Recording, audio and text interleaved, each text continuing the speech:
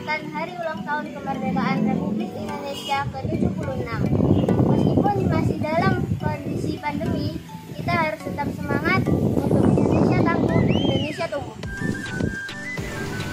Guys, kali ini aku mau ngajakin kalian buat dengerin cerita temanku yang namanya Syifa Aulia. Yuk kita ke rumahnya.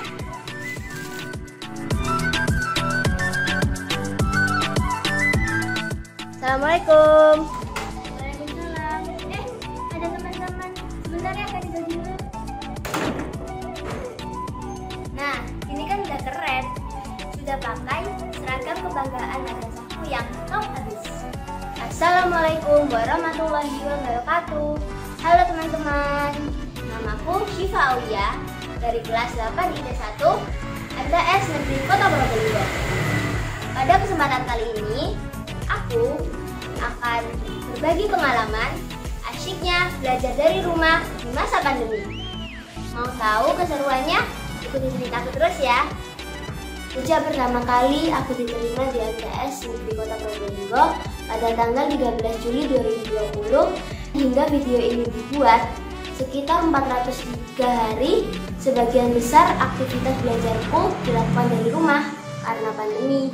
Hanya beberapa hari saja aku bisa merasakan belajar di madrasah. Bagaimana sih rasanya belajar di rumah? Tentunya ngebosenin ya.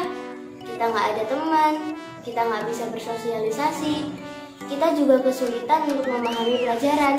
Syukur alhamdulillah, di madrasahku sudah disiapkan media pembelajaran berbasis IT berupa Learning Management System atau LMS.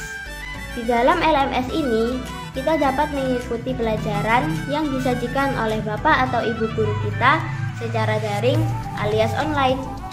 Di LMS, kita juga dapat mengakses bahan dan sumber pembelajaran, mengikuti evaluasi pembelajaran, dan melihat nilai kita secara real time. Tentunya, kehadiran LMS ini membuat para siswa menjadi nyaman dalam belajar meskipun dilakukan secara daring dari rumah. Asyiknya lagi, LMS ini tidak hanya bisa kita akses melalui laptop, tapi juga bisa menggunakan smartphone kita. Sehingga pembelajaran semakin terasa dekat karena ada di genggaman kita. Jika ada kesulitan dalam belajar, kita juga bisa berkonsultasi dengan guru kita melalui LMS atau WhatsApp. Oh iya, dalam belajar daring ini, aku juga sering mendapat pendampingan dari orang tuaku. Teman, dengan memiliki waktu yang sangat banyak, belajar di rumah juga kadang-kadang membuat kita bosan ya. Untuk menghilangkan rasa bosan itu, aku juga belajar yang lain loh. Belajar apaan tuh? Ini nih belajarku. Selain belajar materi pelajaran, selama belajar di rumah, aku gunakan juga untuk belajar meningkatkan bakat dan minatku. Misalnya dengan belajar memperdalam ilmu Al-Quran, belajar bermain alat musik, belajar memainkan permainan olahraga, dan belajar menulis cerpen.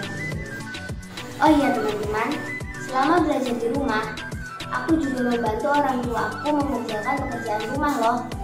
Nah, kesempatan ini aku gunakan untuk belajar pembiasaan dan kecakapan hidup atau life skills untuk kehidupanku di masa depan.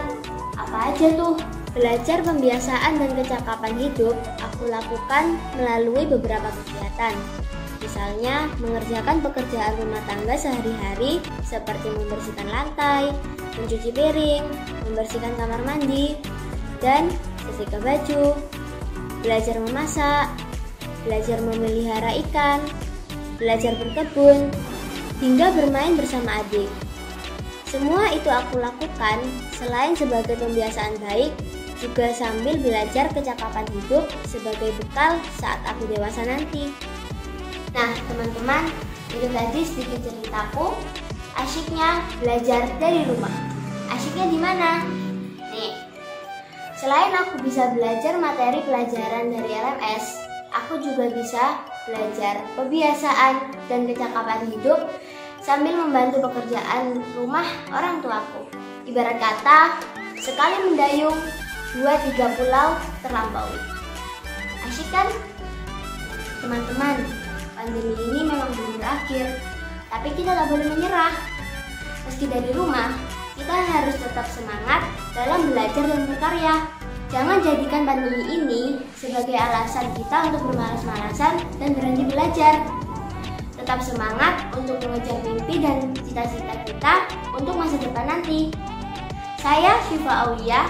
Wassalamualaikum warahmatullahi wabarakatuh. Guys, itu tadi cerita dari temanku Syifa Aulia.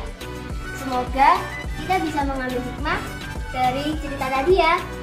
Dan yang pasti, kita harus tetap semangat dalam belajar dan meraih cita-cita kita meskipun masih dalam suasana pandemi. Guys, sampai sini dulu ya ceritaku. Sampai jumpa di lain kali. Bye!